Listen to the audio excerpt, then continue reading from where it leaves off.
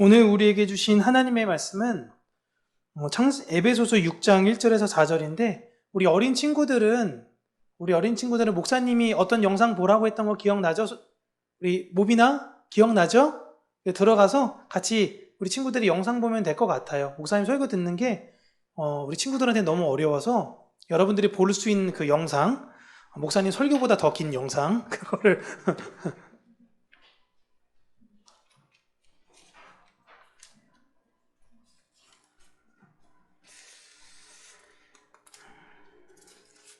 에베소서 6장 1절에서 4절까지입니다. 우리 함께 한 목소리로 읽겠습니다.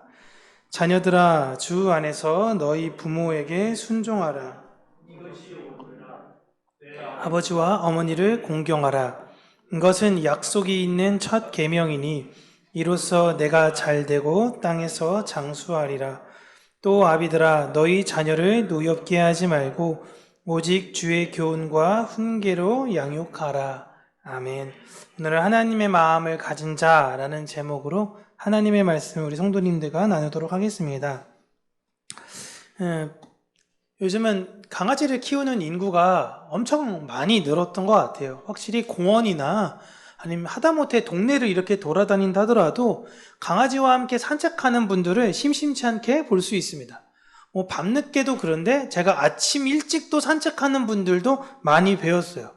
특별히 예전에는 좀 젊은 층이 강아지들과 산책하는 것이 보면 이렇게 좀 보편화됐다라고 생각한다면 요즘은 나이 연로하신 분들이 훨씬 더 많이 강아지들과 함께 산책하는 것 같습니다.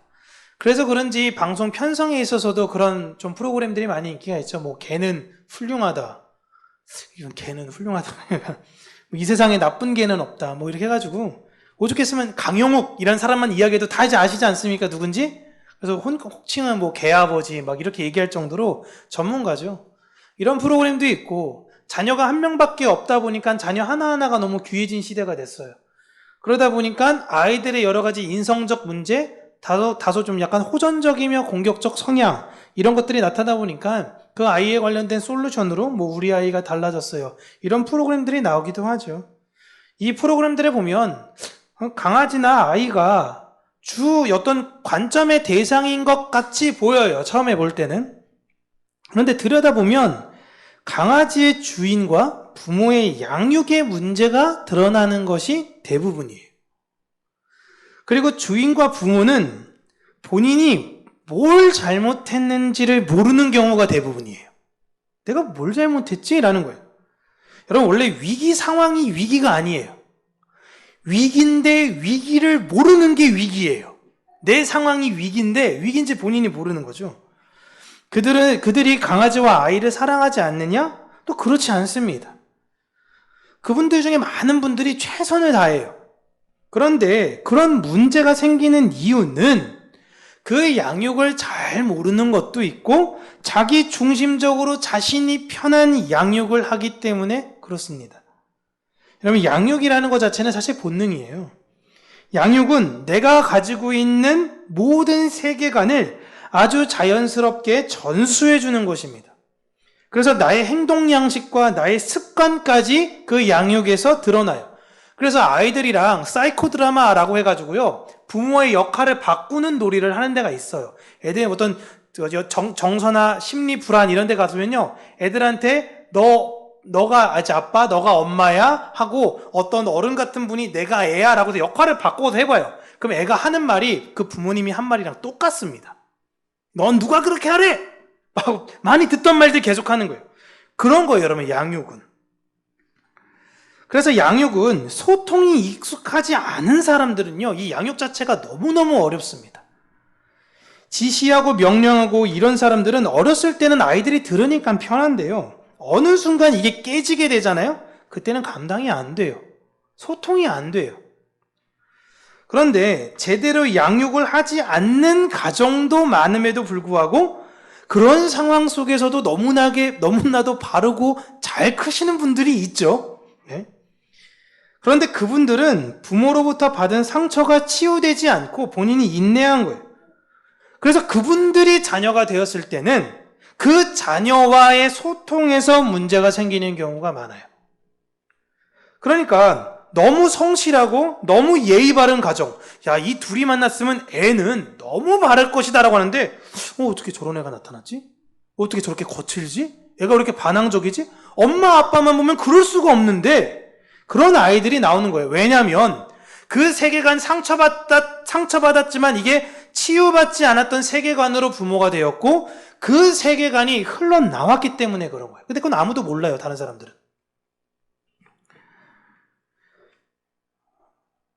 그러니까 부모 입장에선 내 자녀는 내 말 잘 듣고 순종하게 자랐어 라는 것 자체가 내 부모 입장에선 좋을 수 있는데 이 아이가 부모가 되었을 때는 내 자녀에게 또 자녀는 부모에게 순종하지 않게 되면요. 이게 문제가 복잡해지는 것입니다. 그러니까 혼란스러운 거죠. 그래서 양육이 어려운 것도 있습니다. 우리는요, 내가 어떤 존재인지를 잘 아는 것이 굉장히 중요해요.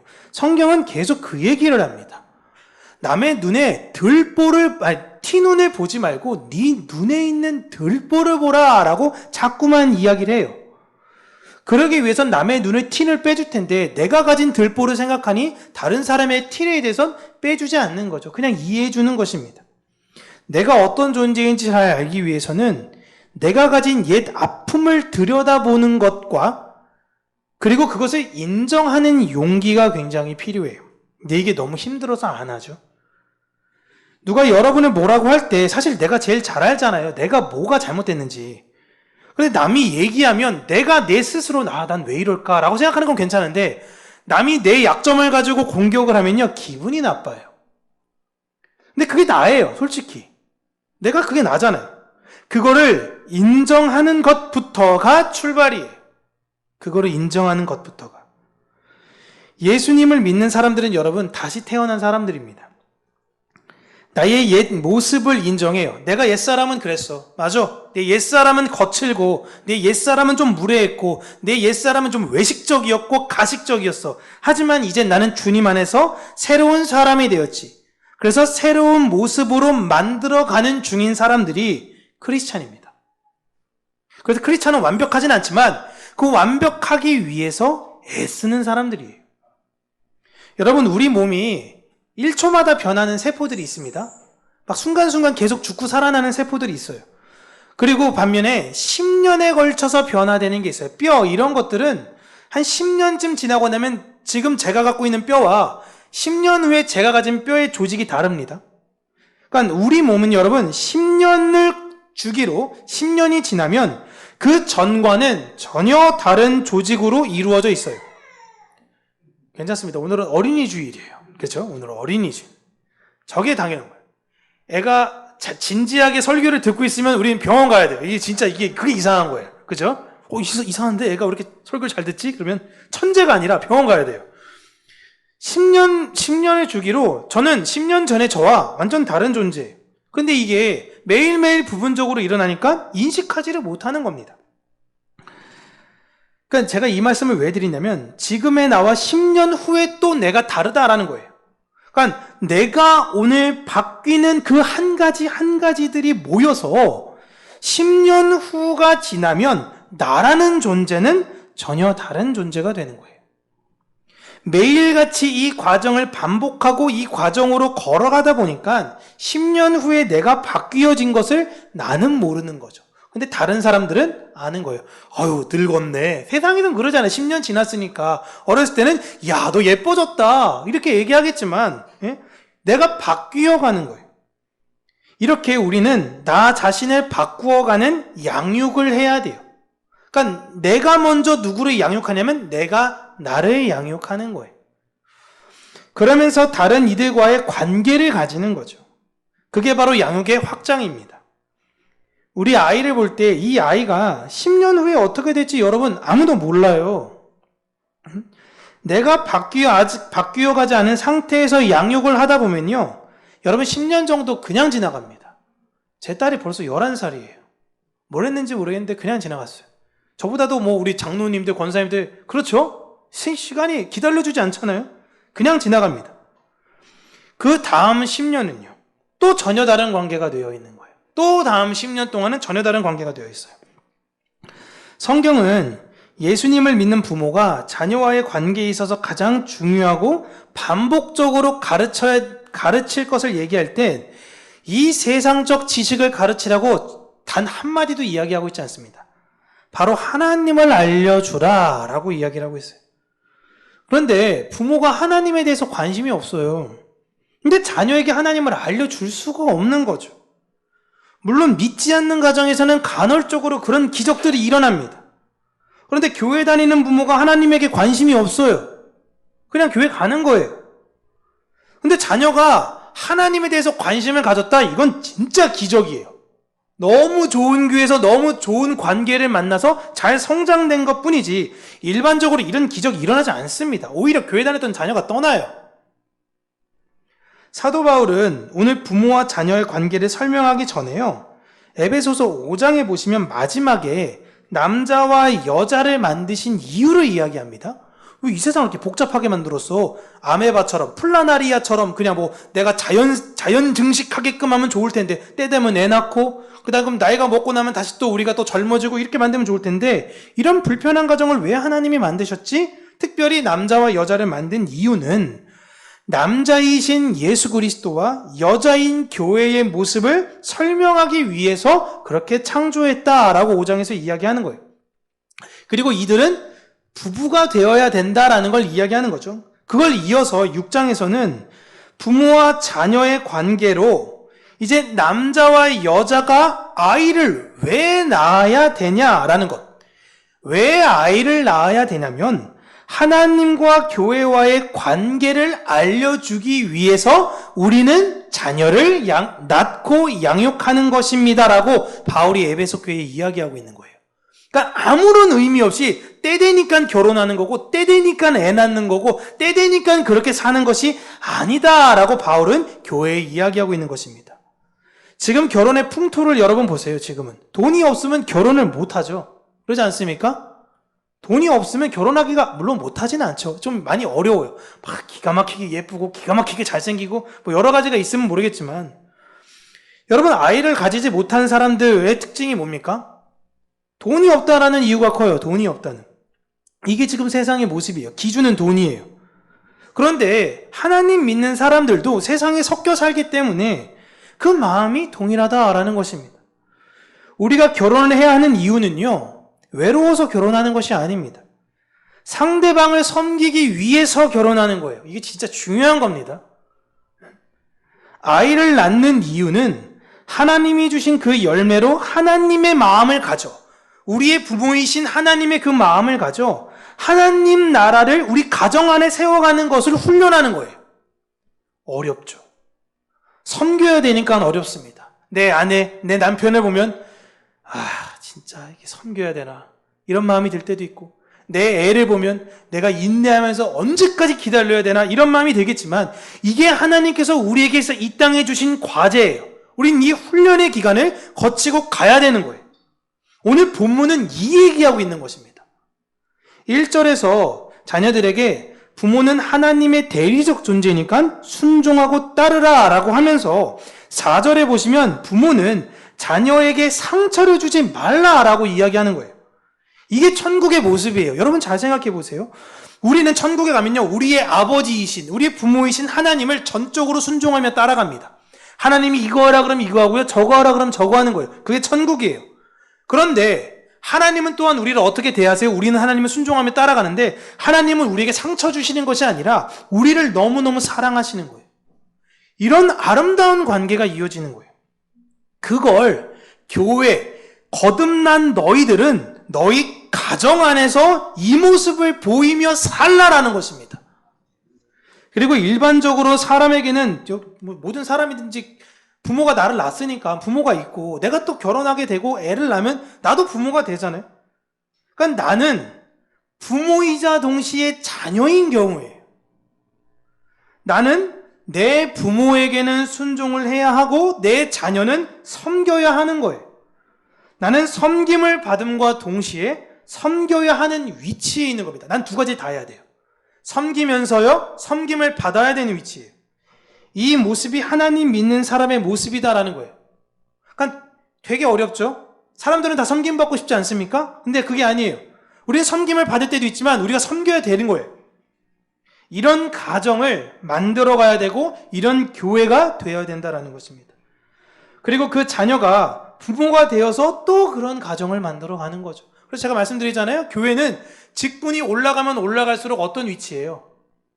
섬기는 위치예요. 섬기는 위치. 계속 섬기는. 가장 위에 올라갔다? 야, 그분이 섬김의 왕이에요.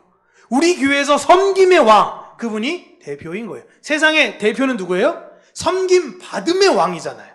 근데 교회는 섬겨주는 왕이에요. 결국 핵심은, 바울이 에베소 교회에 말하고자 하는 핵심은 내가 섬김을 받아야 된다, 섬김을 줘야 된다, 이 모든 것의 출발은 하나님 마음을 가져야 된다라는 것입니다. 나 부모는 나한테 해준 게 없는데요? 내가 알아서 했는데요? 이 자식들 말 하나도 안 들어, 지지리도 안 들어. 확 그냥 파양해버릴까, 그냥. 이렇게 남들 보는 것이 아니라 내 부모 불만, 내 자녀 불만, 남들 자식은 연예인도 하면서 막 부모 집도 사주고 차도 사주고 막다록 했다는데 넌 진짜 공부도 진짜 넌 뭐 이런 게 아니라 남들을 보는 게 아니에요. 그 남이라는 거는 내 부모와 내 자식마저도 남이잖아요. 그게 아니라 나를 보는 거예요. 나를. 왜 나는 자꾸만 그렇게 불만을 가질 것일까? 거기에서 성경은 끝 이야기합니다. 너만 봐라는. 그래서 바울이 부모의 공경 그리고 자녀를 사랑해라 라는 그 중간에 어떤 내용을 냈냐면 2절 후반절 보시면요, 이것은 약속이 있는 첫 계명이니 이로써 내가 잘되고 땅에서 장수할 거야 라는 이야기를 합니다. 여기서 여러분 부모를 잘 섬기니까 이 땅에서 잘되고 오래 사네, 이 생각하시면 안 돼요. 야, 누구 보니까 부모한테 그렇게 극진히 효를 냈더니 잘 되더라, 이런 어디서 진짜 한 듣도 보도 못한 간증하고 와가지고 막 자녀를 압박하고 막 그러진 않으시죠? 네? 야, 누구네 집은 뭐 어디 해외 갔다더라. 누구네 옛날에는 막, 야, 보일러 새 거로 바꿨다더라. 냉장고도 바꿨다더라. 야, 괜찮아. 사달라는 건 아니야. 그냥 뭐 이렇게 하면서 자녀를 막 압박하고 나네 집은 또 서운해하고 막 이렇게 하라는 게 아니에요, 성경은. 응? 그리고 요거 막 괜히 어버이줄이니까 자녀들한테 문자 띡 보내가지고 야, 이렇다더라 성경에서. 그냥 그렇다고 이런 것이 아니에요. 그 뜻 이야기하는 게 아닙니다. 여러분, 부모님을 진짜 잘 섬겼어요. 그런데 부모님이 아프셨네? 근데 하나님이 내 효를 보고, 야, 넌 진짜 지극정성이구나. 내가 너한테 장수의 복을 내가 허락하겠다. 그래서 80년 더 살게 주셨는데 부모님이 아프신데 안 돌아가셔. 근데 60년 동안 병수발을 하게 됐네? 여러분, 이게 복이에요? 그쵸? 복이죠. 부모님이 오래 사셨으니까 복이지만, 뭐 사람마다 이제 경우가 들리지만 쉽지 않죠. 응? 여러분, 그 내용이 아닙니다. 지금 이 내용은 십계명이에요. 십계명. 출애굽기 20장 12절에 보면요, 이렇게 나와 있습니다. 내 부모를 공경하라. 그리하면 내 하나님 여호와가 내게 준 땅에서 내 생명이 길리라 라고 했는데, 이게 약속에 있는 첫 번째 계명이다라고 이야기하는 거예요. 약속인. 부모를 공경하는 자들은 하나님께서 예비하신 땅을 받아 오랫동안 살 거라는 거예요. 여러분, 십계명은 그들이 가나안에 들어가서 받은 계명이 아니에요. 들어가기 전에 하나님께서 약속으로 주신 계명입니다. 그들은 그곳에 갈 거야. 그 말은 이 십계명을 받은 우리는 우리가 갈 그곳에 우리의 생명이 영원히 살게 될 거라는 걸 말하는 거예요. 그러니까 천국은 어떤 자들이 가는 것이냐? 부모를 공경하는 자들만 가는 것이다라는 거예요. 이게 약속이 있는 첫 번째 계명이에요. 그럼 고아들은 못 가나요? 고아들은? 눈에 보이는 부모를 말하는 것이 아니에요, 여러분. 우리의 진짜 부모이신 하나님을 말하는 거예요. 지금 우리 부모이신 하나님의 마음을 가지고 하나님의 뜻에 순종하며 사는 자들은 어디를 가냐면 하늘나라 간다라고 이야기합니다. 근데 그들은 이 땅에서 어떻게 살아가요? 자녀들을 사랑하며 자녀에게 상처 주지 않는 말을 하며 살아간다라는 게 6장 4절이에요. 그러니까 사도 바울이 에베소 교회 하나 더 첨언하는 거예요. 우리는 이미 예수 그리스도와 연합된 사람들로 하나님이 우리의 아버지가 되셨습니다. 우리 아버지가 하나님이에요. 이제 우리는 하나님을 공경한 사람이 되었습니다. 이게 하나님을 믿는다라는 거죠. 그러니 자녀로서 부모님을 잘 섬겨야 해요. 그리고 동시에 자녀를 하나님의 말씀으로 잘 양육해야 하는 것입니다. 이게 하나님을 사랑하고 이웃을 내 몸과 같이 사랑하는 거예요. 다 이 원리예요, 성경은. 그러기 위해서 여러분, 내가 내 이웃을, 내 자녀를, 모든 사람들의 사랑을 잘하기 위해선 가장 중요한 게 무엇이냐면 내가 먼저 하나님을 잘 알아야 한다라는 것입니다. 우리는 하나님의 대리자인 부모의 역할로 세워짐과 동시에 하나님의 자녀입니다. 그거 기억하셔야 돼요. 이 두 상황이 함께 있는 분이 있어요. 그죠? 내가 지금 상황에서 결혼도 했으니까 자녀도 있으면 내가 이 두 상황에 껴있는 분도 있죠. 나 부모님도 계시고 나 자녀도 있고. 혹 지금 한쪽에만 있는 분들도 계실 거지만 중요한 건 나는 하나님의 마음을 가진 자라는 것을 잊지 않고 사는 것입니다. 그 마음을 가지면요, 세포가 하루하루 나도 모르게 변해가듯이 우리의 하루하루도 변해가는 거예요. 하나님을 알고자 오늘 애쓰고 하나님을 알고자 오늘 애쓰는 그 마음이 하루하루 변해서 눈에 안 보이는 것 같고 눈에 띄지 않는 것 같지만 10년이 지나면요, 전혀 다른 존재가 되어지는 것입니다.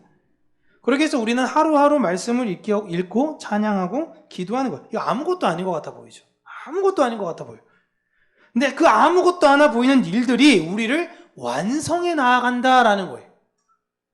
성경은 절대 부모와 자녀와의 관계에 대해서 집중하라라고 가르치지 않습니다. 효를 가져야 합니다. 지켜야 합니다. 이걸 이야기하는 것이 아니에요.